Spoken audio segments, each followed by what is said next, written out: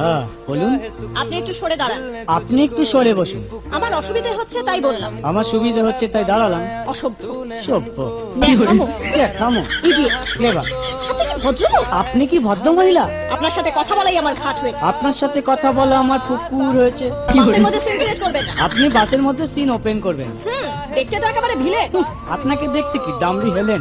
ভদ্রতা শিখবেন বাড়িতে। আপনি ভদ্রতা শিখবেন গাড়িতে। আপনার কোনো কাণ্ডজ্ঞান নেই। আপনার কোনো সাধারণ জ্ঞান নেই। সকালবেলা কি কচু খেয়ে এসেছেন? আপনি কি সকালবেলা খালি পেটে এসেছেন? ঠিক আছে ঠিক আছে। হয়েছে হয়েছে।